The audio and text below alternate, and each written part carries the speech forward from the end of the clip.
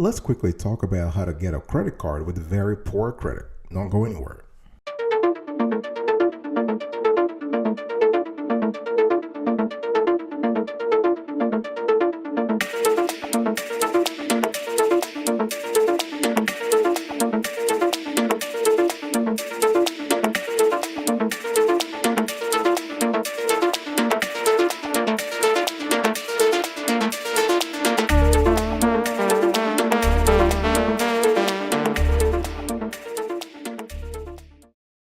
Welcome back, folks, to another edition of the Awesome Sweetie Kiwi Show. How are you today? I hope you are doing fantastic. I'm doing marvelous. If you're to ask me, if you are doing as great as I am, go grab a cup of coffee or tea or vodka and let's roll. In today's conversation, I want to talk to you about how to get a credit card with a very poor credit. Now, this is a system, this is a proven formula that has 5 steps. And if you follow those 5 steps, you are sure going to get a credit card that suits you. The first step is you need to know your credit score. One of the biggest mistakes people make with credit card application is choosing cards they don't qualify for. So applying for a card that requires good credit when you have a score of say 500 or less is a guaranteed rejection. That wouldn't be so bad, except that each application goes on your credit report and can hurt your score. And remember, multiple application can just compound the damage, so we don't want that. So before you apply, know where you stand. You want to find out what kind of credit card offers the criteria that suits you. You want to find out the offers that you might be eligible for. And remember, every year the law allows you to check your credit score from all three major credit bureaus, Experian, Equifax, and TransUnion. So what I'm trying to say here is you can actually rotate, and you can have a free credit report every 4 months. So 1 month you get, let's say you get a free credit report from Experian in January. In May, you can go to Equifax, and 4 months afterwards, you can go to TransUnion. All right.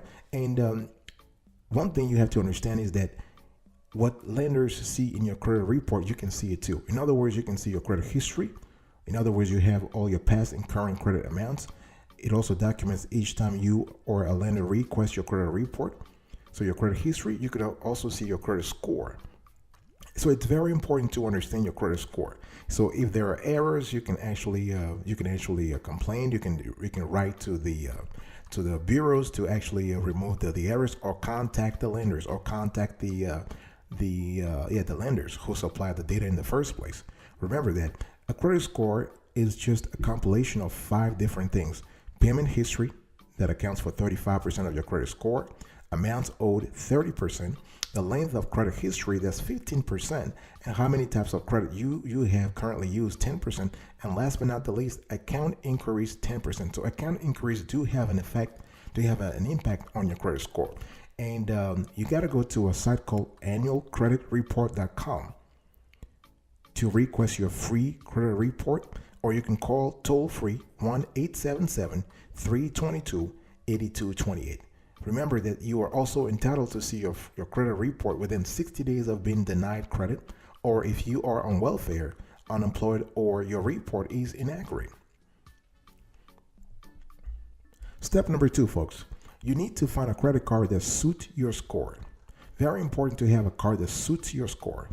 And one thing I want to say is that you can't find that credit card if you don't know your score. So you gotta have that information. One thing I want to say here is that if you need to identify which type of credit card you need. So there are generally 3 types of credit cards. So you have cards that actually help you improve your credit when it's limited or damaged. You have cards that save you money on interest. And you have cards that earn rewards. Now, if you have very poor credit, you would be interested in a card that helps you improve your credit when it's limited or damaged. Having said that, I know people who have poor credit, but they're still looking for cards that help them earn rewards. So it's all about you. It's all about what kind of vision, what kind of purpose you currently have. Remember though, the best card for you is one with features designed to meet your specific needs. If you don't travel much, for example, then the best travel card in the world isn't going to do a lot of good for you anyway. If you want to build or rebuild credit, If you are looking for if you have very poor credit and you're trying to rebuild or build credit, you can go for a student or secured credit card. Student credit cards, unsecured cards meant for college students who are new to credit, are easier to qualify for than other types of credit cards. So are secured credit cards, which generally require a security deposit of $200 or more. And your deposit is returned to you when the account is upgraded or closed in good standing. If you want to save on interest, you want to go for a low interest 0% APR or balance transfer cards. Even though those cards might be a lot harder for folks with poor credit to have, we've seen in our analysis that there are a lot of cards out there that cater to that they actually offer a 0% APR or balance transfer offers to folks with bad credit. All right, so a card with an intro 0% APR and ongoing low interest could be a great match for you if you plan to use your card in case of emergencies, or if you have an irregular income and carry a balance from time to time. And a balance transfer offer could help you pay off a high interest debt interest free. Keep in mind that this offers may be harder to find if you have average or poor credit, but it is still possible to get them. And if you want to earn rewards, go for the rewards travel or cashback cards. All right, now a rewards credit card is a great match for you if you pay off your balance in full every month and never incur interest. These cards typically have higher APRs but offer larger sign-up bonuses and give you points, miles, or cash back on every dollar you spend. So once you actually have seen the array of credit card offers out there, it's time to narrow your choices. You got to ask yourself the right questions, folks. If your goal is to get a credit card with very poor credit, you have to niche down in terms of credit card issuers. Now, let's think about, let's say your goal is to build or rebuild credit. So you're looking for students and or secure cards. You got to ask yourself, will this card help me build my credit? Look for a card that reports your credit card payments to the 3 major credit bureaus, because many secured cards don't do this. We actually have a show that covers all the credit cards that report to all 3 credit bureaus.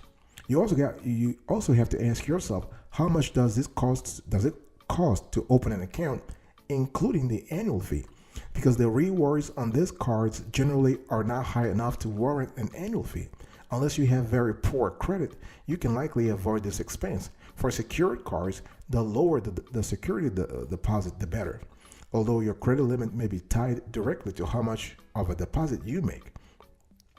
Another question you need to ask yourself is, can I graduate to a better card later on? So you want to choose a card that will let you build your credit and upgrade to a card with more competitive terms, right? It's all about improving. So this makes it easier to leave your card open longer, boosting your average age of accounts in the long run. This is very important. And you got to ask also, so for low interest 0% APR or balance transfer cards, ask yourself, how long is the 0% APR period, and what is the ongoing interest APR? What is the card's balance transfer policy? Does the card offer rewards? Because if you're looking for only a few months of a 0% APR, perhaps instead of a sign-up bonus, you may be able to find a card that doles out generous ongoing rewards as well. And for rewards, travel, or cashback cards, ask yourself, how do I spend my money? How complicated is this credit card? How quickly will I earn the rewards? And most important, how much are they worth? Right? We've covered this we've covered this shows on other this topic on other shows.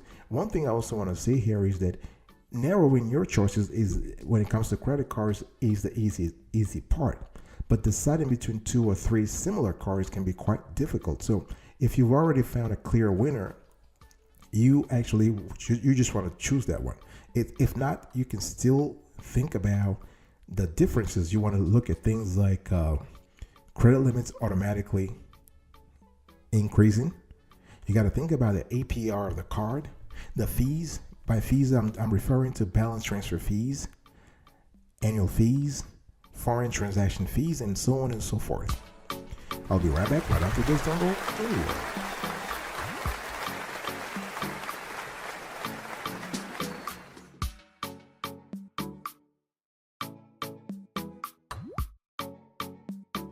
Welcome back, folks, to another edition of the Awesome Sweetie Kiwi Show. We are still having a conversation today about how to get a credit card with very poor credit. And in step number one, you have to know your credit score. Number two, you need to find a credit card that suits your score. Number three, you need to choose the best credit card for poor credit. Credit cards for bad credit typically come with low credit limits and high interest rates. But you know what? That's okay for now, because the primary purpose of this card is to help you build credit or rebuild credit.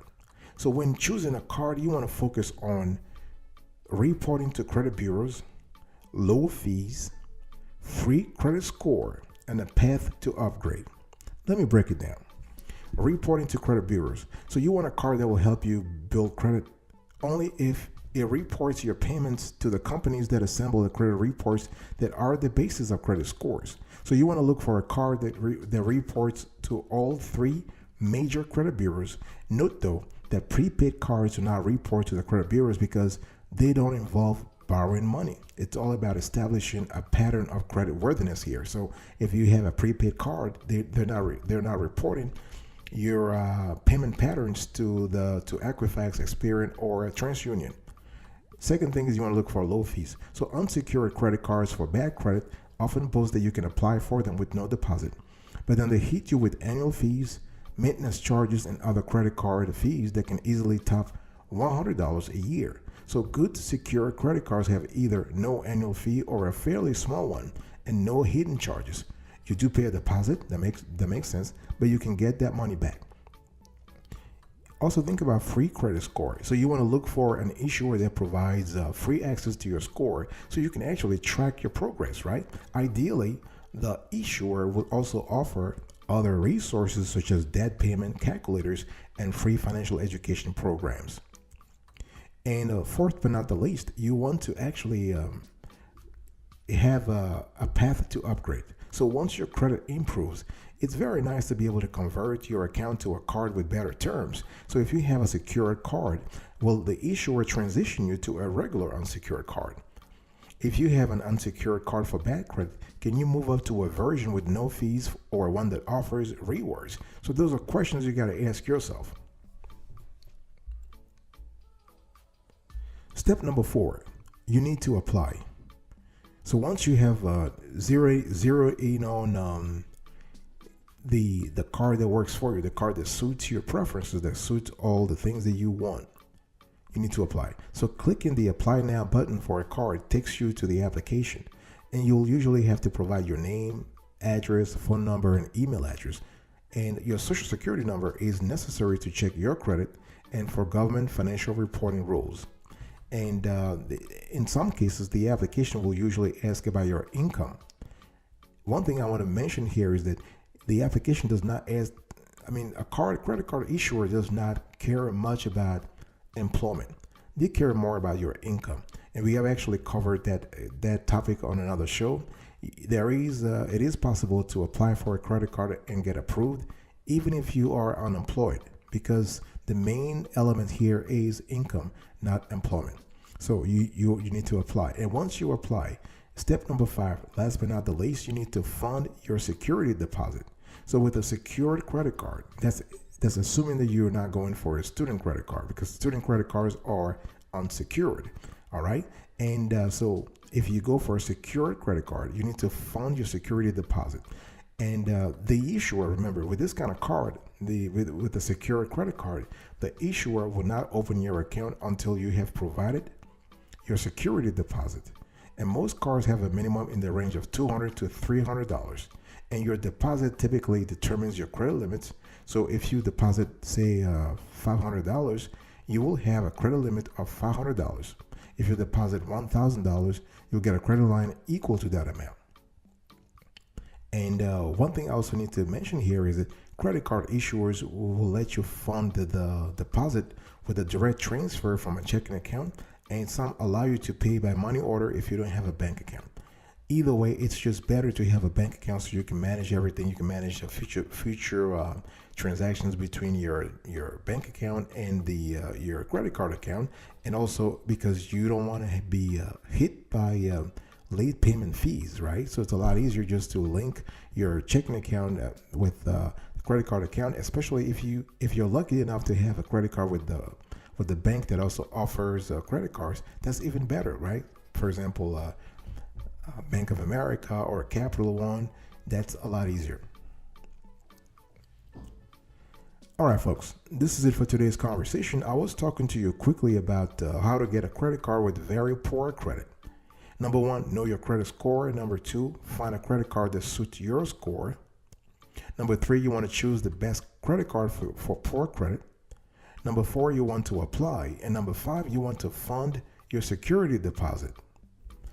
Thank you so much for your attention. I really appreciate it. I will see you next time. But until then, remember, stay marvelous.